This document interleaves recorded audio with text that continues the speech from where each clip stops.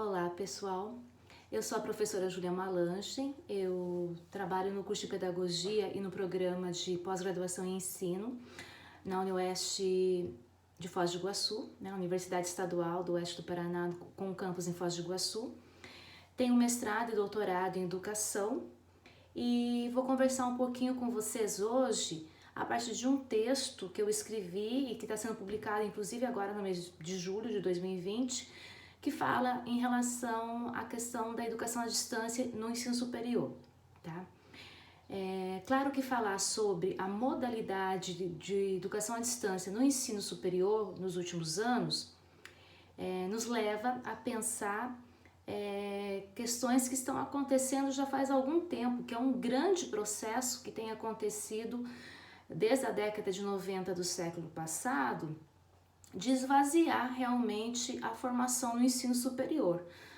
A gente coloca que é esvaziar porque a gente observa assim, né, um grande número de cursos à distância que foram colocados no sistema público e também no sistema privado, quer dizer, é um número muito grande de pessoas que estão sendo formadas nos últimos anos no Brasil a partir da modalidade à distância.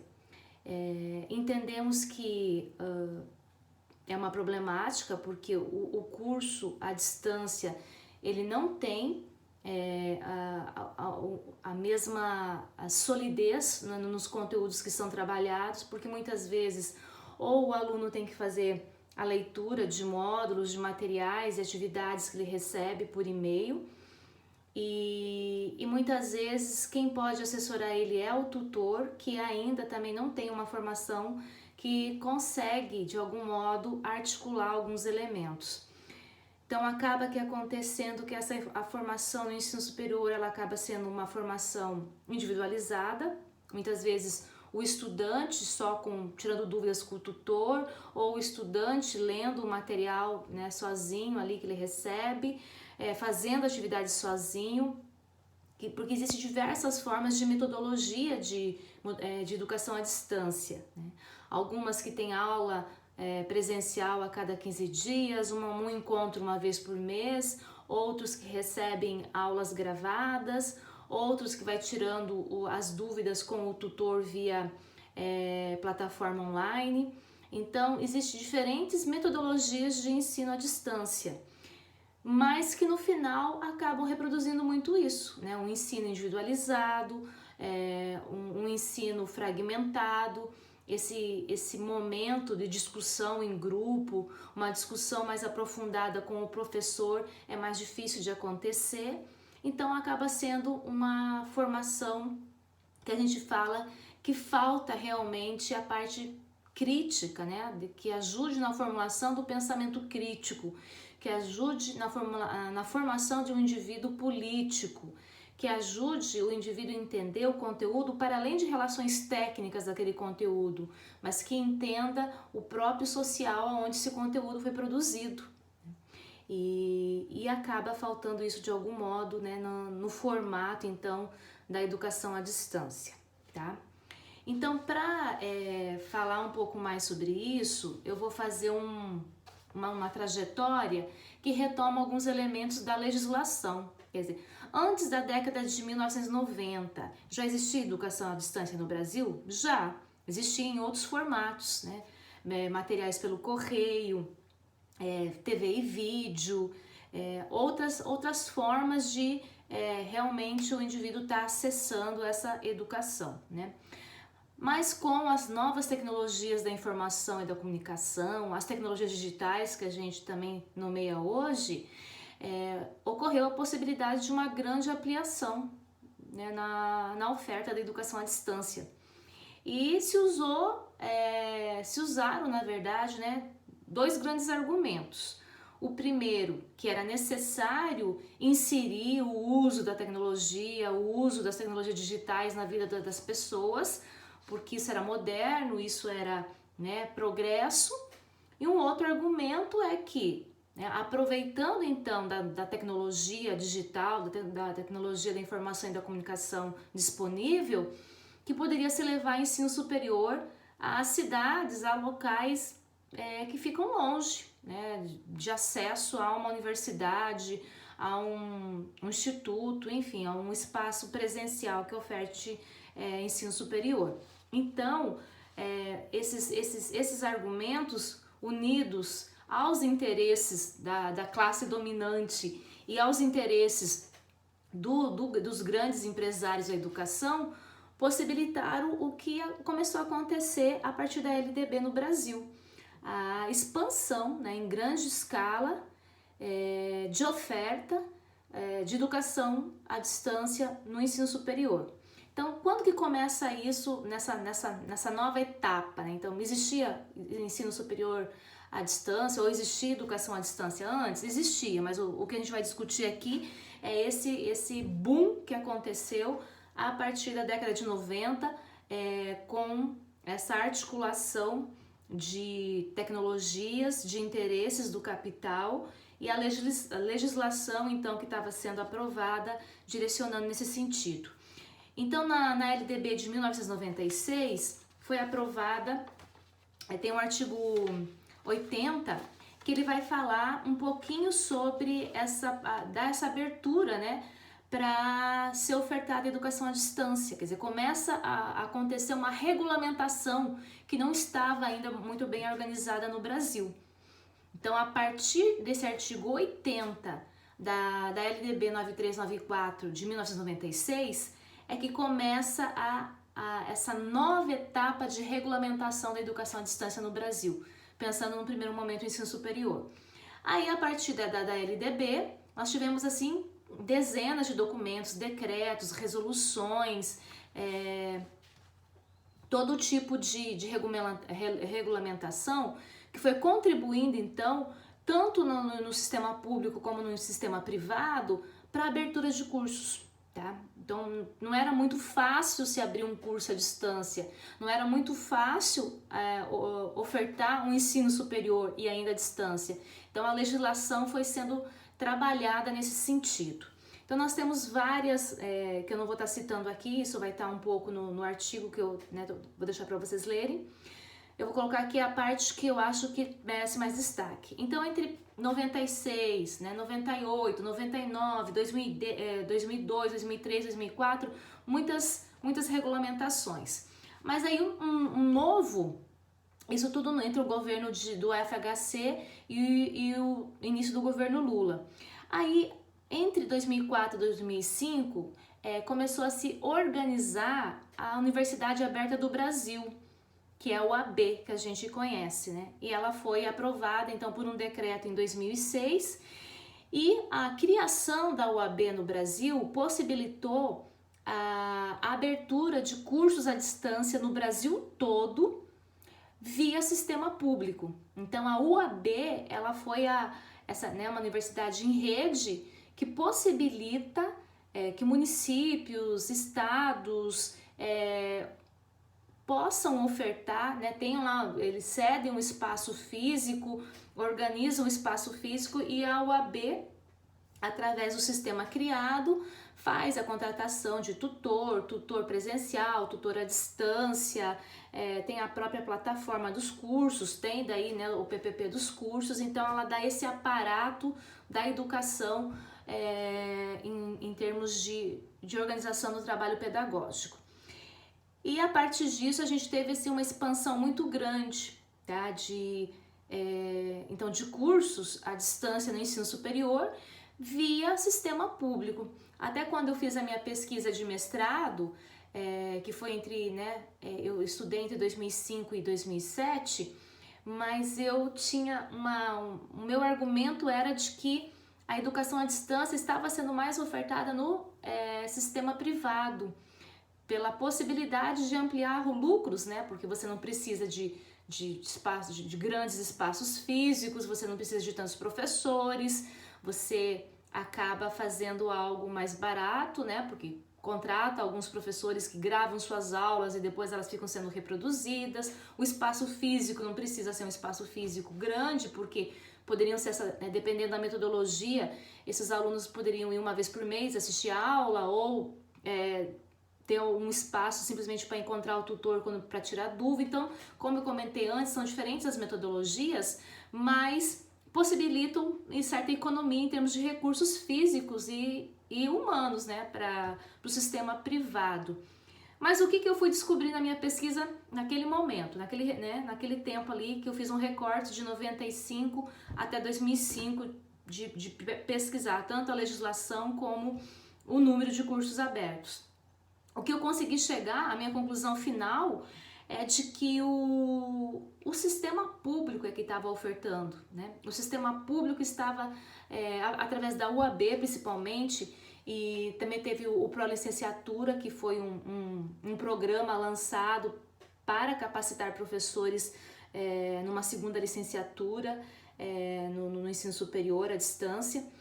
Então, o grande número que eu encontrei naquele momento de cursos à distância no ensino superior foi no ensino público. Então, eu fiquei assim espantada na hora, porque eu fui com aquela tese pronta, né? É o sistema privado que está investindo nisso, é o sistema privado que está acumulando capital, é o sistema privado que tem interesse, né? Mas naquele momento não, naquele momento o grande número que eu observei foi no sistema público.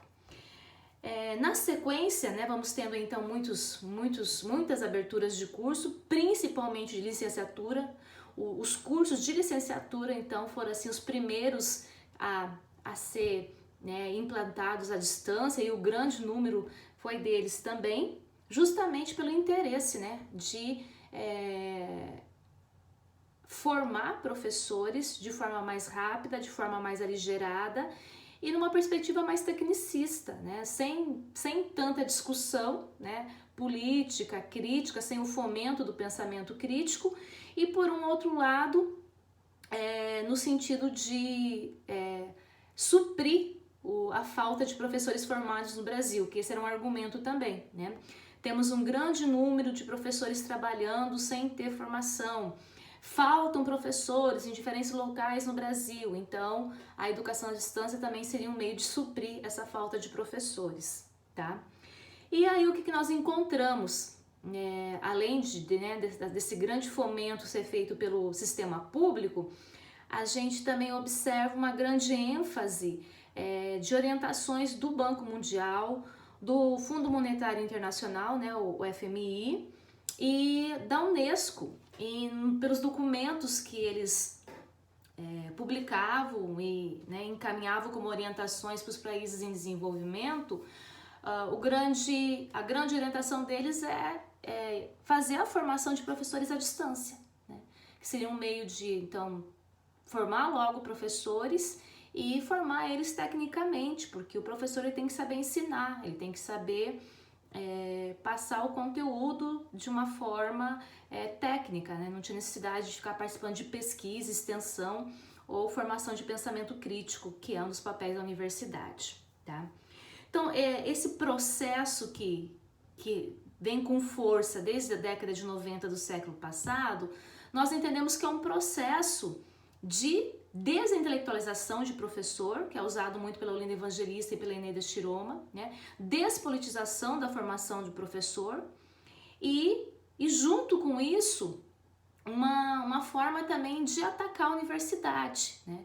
Porque tá se retirando formação de dentro da universidade pública, né? Está se formando a partir de educação à distância dentro da universidade pública e que de algum modo retira então a prática, a experiência do indivíduo de participar de projetos de pesquisa e projetos de extensão, unindo ensino, pesquisa e extensão, que é uma das funções da universidade, e com isso o capital atinge várias questões, né? Ele atinge a questão de aligerar a formação do professor, de esvaziar a universidade, de fazer uma precarização do trabalho docente, porque o tutor que é contratado muitas vezes para trabalhar nesses cursos de educação à distância no sistema público, eles têm uma carga horária bem grande, recebem pouco, geralmente são contratos, né, não é concurso, e muitas vezes se estende muito, né, o tempo de trabalho deles ali por um salário bem mais baixo que um professor da universidade, concursado, com mestrado, com doutorado e tudo mais, tá? Então esse é parte, nós entendemos que isso é parte de um grande processo de atacar realmente direitos que a classe trabalhadora durante muito tempo conseguiu avançar, né, nesse tensionamento na luta de classes, né, classe dominante e classe trabalhadora. A classe trabalhadora conseguiu avançar em direitos trabalhistas, em previdência, em SUS, em formação no ensino superior, em bolsas para fazer mestrado e doutorado, em bolsas para estudar fora, e o capital vem nessa grande retomada neoliberal, de algum modo tentando retirar isso dos trabalhadores, tanto que nós estamos aí, né? Nós estamos hoje aí com direitos trabalhistas né, bem precarizados. A reforma da Previdência é uma reforma que nos atinge de forma extremamente, né, pesada. A questão da reforma do ensino médio, esse projeto da escola sem partido, que mesmo, né, que não tenha sido aprovado, mas tem esse imaginário, esse ideário perpassando a ideia do ensino público, tá? E congelamento de verbas, né, para educação, para saúde e para assistência social. Um grande processo aí de interesse de privatização de estatais, que nós sabemos, Correio, Banco do Brasil, Caixa Econômica, o próprio Pré-Sal e assim por diante. E junto com isso, a educação à distância vem ajudando nesse processo de ataque, sim, ao formato da universidade, né? E o que nós observamos que tem acontecido para dar continuidade a tudo isso que eu falei? Então tivemos a UAB ali em 2006 e com isso se expandiu dentro do ensino público a educação à distância.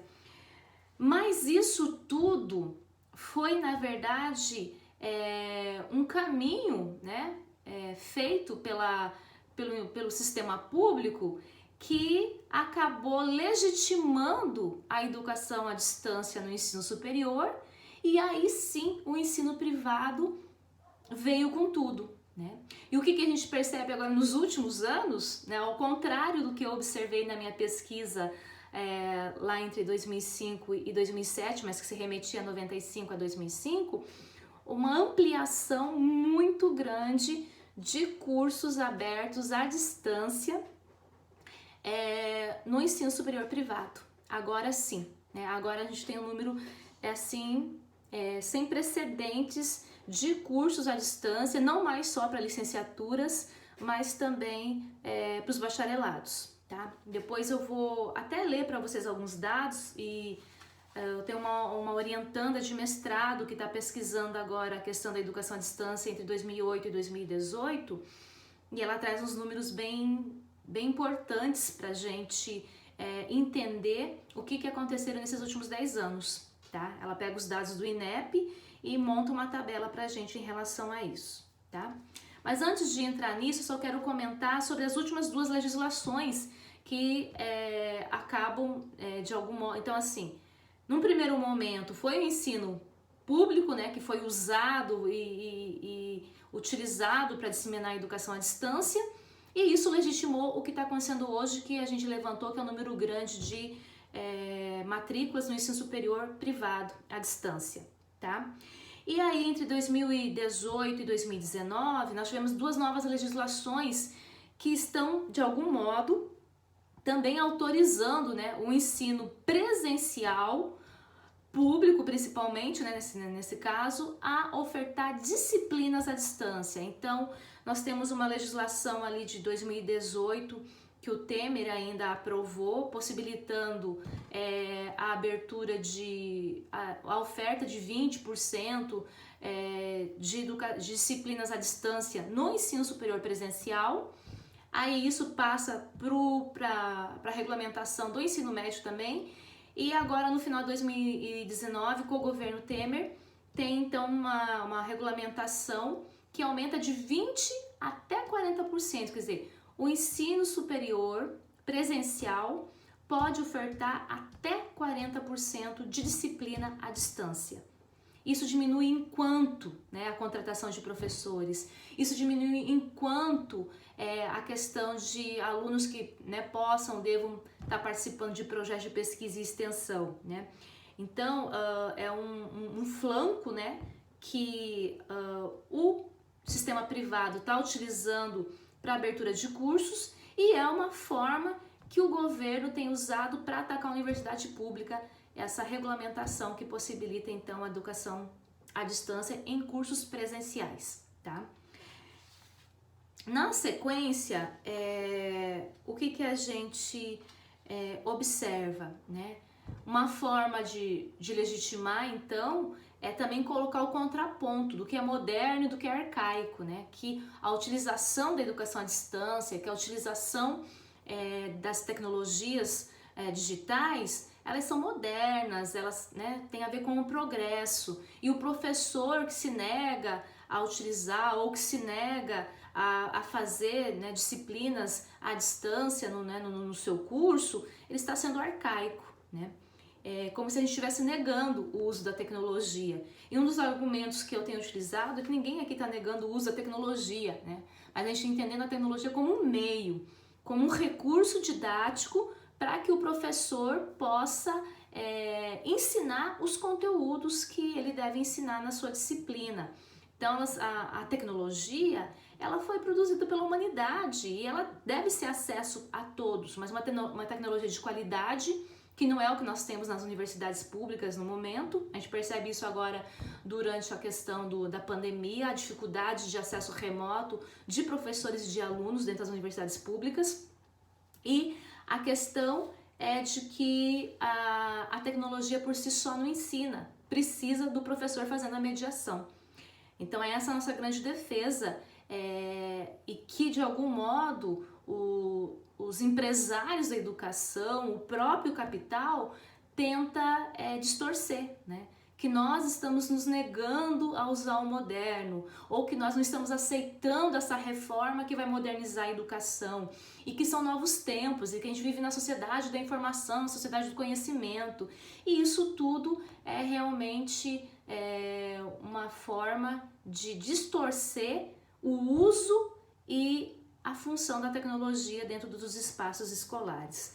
Então, só para reforçar, nós que pensamos dentro de uma perspectiva crítica de formação humana, de formação de indivíduos no ensino superior, a gente não se coloca contra o uso da tecnologia, a gente se coloca contra o modo que a tecnologia vem sido colocada, incentivada e estimulada, e ainda uma tecnologia sem um mínimo de qualidade, né? Porque nós não temos muitas vezes nem computadores decentes dentro da universidade, não temos nem internet disponível de qualidade, nós não temos alunos com acesso a computadores, a materiais, né, tecnológicos de qualidade. Então é querer, né, tapar o sol com uma peneira, tá? Na sequência, o que mais que a gente observa? Que a partir do incentivo, né, do uso da tecnologia nas disciplinas ofertadas à distância dentro do curso presencial ou em cursos totalmente à distância, que eu vou passar para vocês os números aqui, se aumenta também a circulação de mercadorias, né?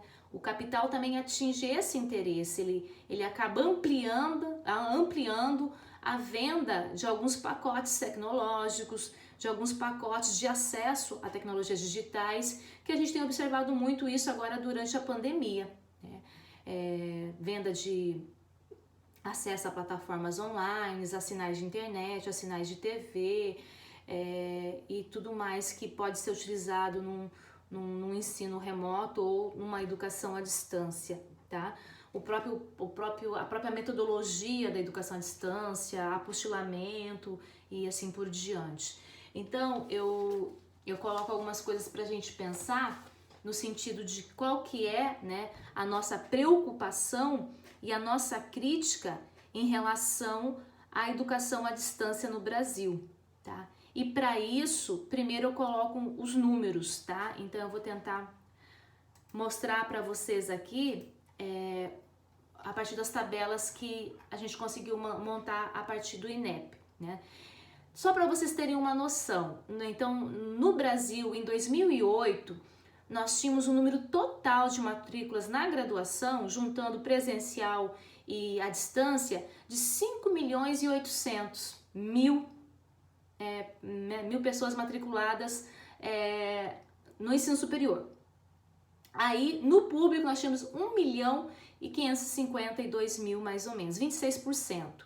E no privado, nós já tínhamos 4.255.000, basicamente uns 73%, então, de matrículas no privado, no ensino superior, mesclando aí educação à distância e educação presencial, tá?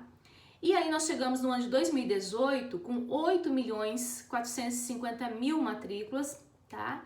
Desses 8 milhões, 2 milhões no ensino público e 6.300.000 no ensino privado, tá? Então olha o quanto que aumentou, né? De 5.800.000 para 8.400.000. No público aumentou pouco, né? Na verdade, se for comparar, diminuiu.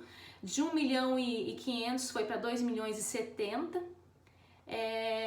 E no privado 4 milhões foi para 6 milhões e pouquinho, então deu uma aumentada de 73 para 75%. Aí nós temos aqui só a modalidade à distância, as matrículas só de educação à distância, o quanto que elas ampliaram. Em 2008 nós tínhamos 727.000 matrículas só na educação à distância.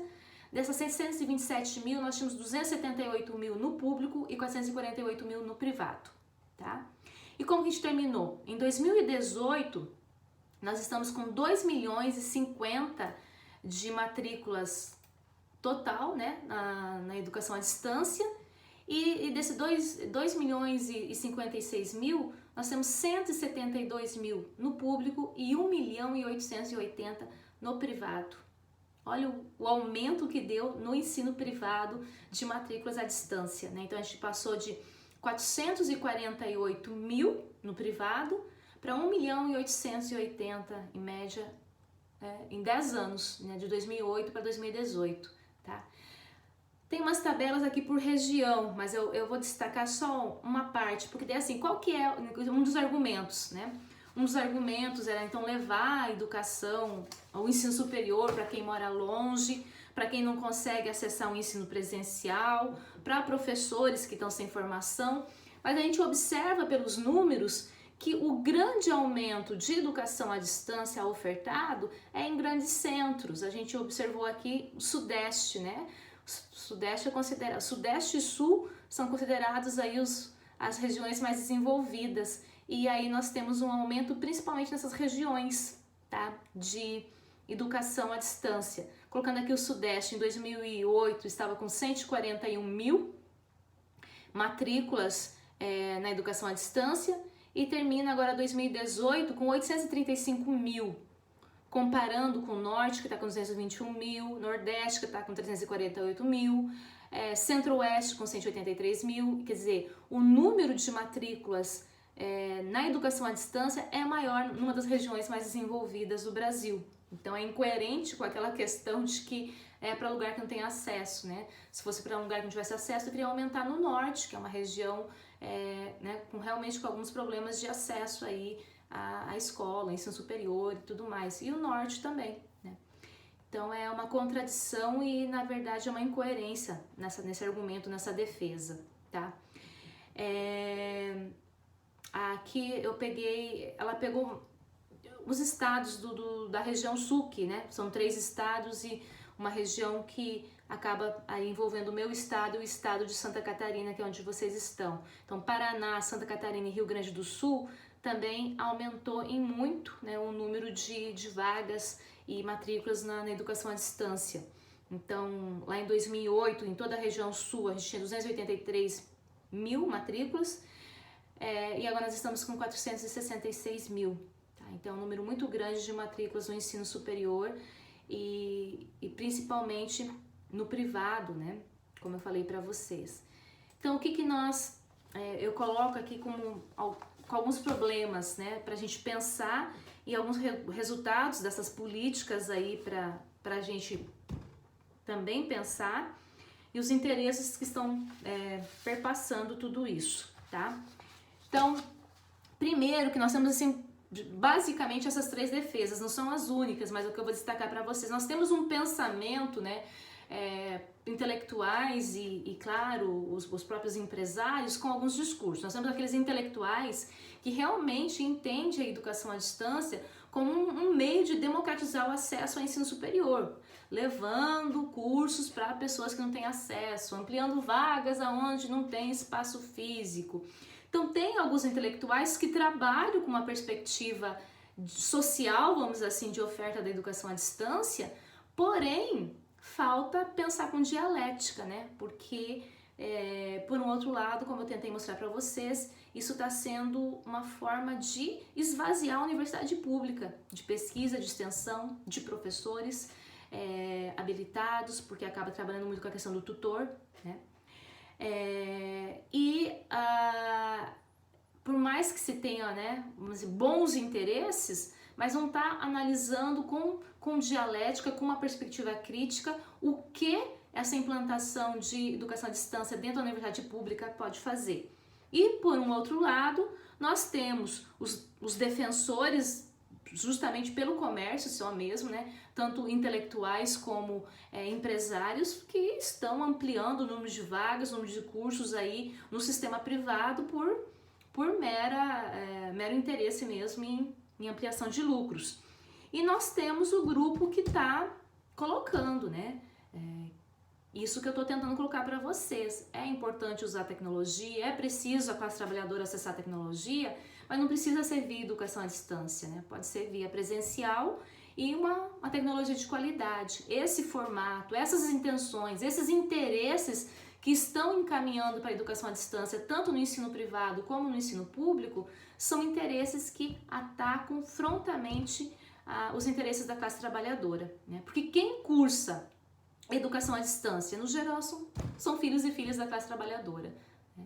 Ou já são profissionais que já estão trabalhando, que já estão atuando, que querem fazer um segundo, um terceiro curso, ou pessoas que estão trabalhando e querem, né, ter um ensino superior, ou os filhos e filhas da classe trabalhadora que não conseguem acessar o ensino público pelo vestibular, pelo Enem, por todos os formatos que tem aí de peneirar, né, a entrada no ensino superior público, tá?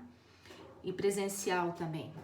Então, tem esse tipo de defesa que eu falei para vocês e a preocupação de quem está fazendo um alerta em relação à maneira que a educação à distância está sendo implementada é no sentido que a gente entende que está precarizando o trabalho do docente que está lá, né, sendo tutor, que é um contrato temporário, não tem os mesmos direitos de um professor efetivo, não tem a mesma formação, né, não tem carga horária para pesquisa e extensão, então precariza a formação daquele profissional que está trabalhando como tutor, precariza a formação inicial das pessoas, num primeiro momento dos professores, que foi o grande auge da educação à distância, foi trabalhar com a formação de professores com licenciaturas, mas agora observamos pela última legislação de 2009 do Bolsonaro, do governo Bolsonaro, que está aberta para todos os cursos, principalmente no sistema federal, só excluindo medicina, tá? Então é uma forma de precarizar a formação inicial das pessoas,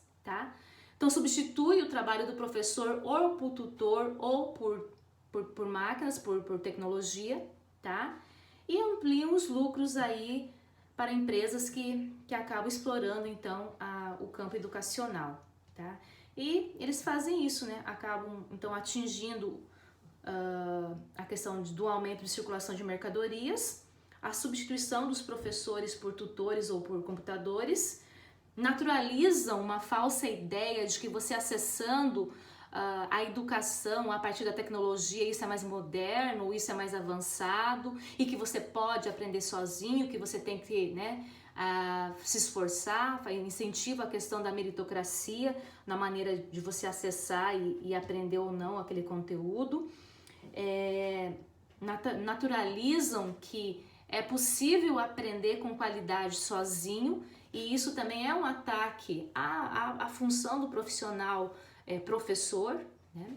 E nós sabemos, eu acho que assim, eu falei ainda, porque tem muito essa questão da ideologia e do pensamento hegemônico, né? Se joga alguma coisa e aquilo acaba fazendo que muitas pessoas acabam defendendo aquilo, mesmo na prática eles vendo que não é assim.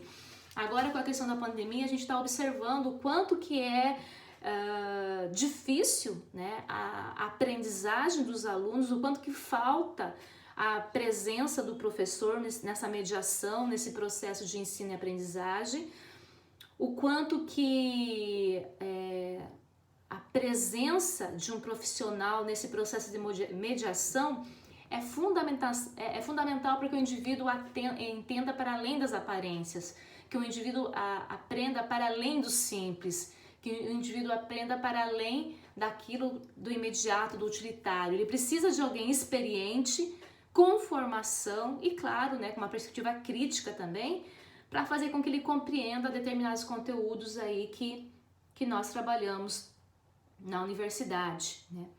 Então, eu vejo assim todos esses problemas na maneira que a educação à distância vem sendo implementada no ensino superior, pensando, né, em nós na universidade pública, é um esvaziamento de pesquisa e extensão, sim, e formação de pensamento crítico, né? Pensando no ensino privado, não deixa de ser também, né, um esvaziamento, um processo de despolitização, e aí mas atingindo o que eles querem, que é a questão da circulação de mercadorias e também as próprias matrículas, né, as próprias mensalidades já geram bastante lucros. Então é isso, são coisas para a gente pensar e que eu coloco de forma mais fundamentada, vamos dizer assim, né, que aqui é rápido o tempo que a gente tem de fala, mas no artigo que eu vou deixar para vocês fazerem a leitura, isso está mais claro, isso está mais explicado, tanto a questão da legislação, como a questão de aumento de números de matrícula. Então, num primeiro momento no setor público e agora mais no sistema privado, a própria legislação, como ela tem sido posta, tanto para o público como para o privado, e a questão de realmente a formação no ensino superior está se tornando algo mecânico, né? Algo fragmentado, algo individualizado. Nós estamos formando uma nova geração sem ter acesso a uma universidade. São pessoas que estão fazendo simplesmente um curso profissionalizante, um curso de formação superior, mas não realmente um curso universitário. Então, se atinge a formação do indivíduo, se atinge o profissional professor, se atinge a universidade pública, né? Porque quando as pessoas também procuram o sistema privado para fazer um curso superior, também está se diminuindo às vezes a procura no ensino público. Então são vários elementos e que no final quem perde, infelizmente, é a classe trabalhadora, que está deixando de fazer um curso universitário, com pesquisa, com extensão, com professores, né, que também fazem pesquisa, com mestrado, com doutorado e tudo mais, estão deixando de fazer um curso que possa possibilitar a ampliação do seu pensamento crítico, realmente tendo acesso a uma educação que possibilite eles pensar de forma coletiva e social a produção do conhecimento, a educação, que é algo especificamente humano. A educação não é algo técnico, não é algo fragmentado, não é algo simplesmente mecânico, né? A produção do conhecimento é realizada na prática social, por isso que esse conhecimento é político, é por isso que também ele precisa ser trabalhado dessa forma, tá? Então acaba que por vários lados a educação pública ou a educação no ensino superior tem sido atacada e esvaziada, e é com isso que a gente tem que trabalhar no sentido de resistir, de debater, de denunciar, de não aceitar e de entender os motivos pelos quais a gente está fazendo essa denúncia e fazendo a defesa de uma universidade com ensino, pesquisa e extensão, uma universidade pública com pesquisa, ensino e extensão, para que realmente a gente trabalhe numa perspectiva de emancipação da classe trabalhadora, porque no final quem perde sempre é a classe trabalhadora. Eu agradeço a participação de vocês aqui no curso, estarei deixando aí então, estou deixando os materiais para leitura para complementar a minha fala e desejo sucesso para todos os cursistas nesse curso, tá bom? Tchau e na luta sempre, tá bom? Resistindo e na luta sempre. Um abraço.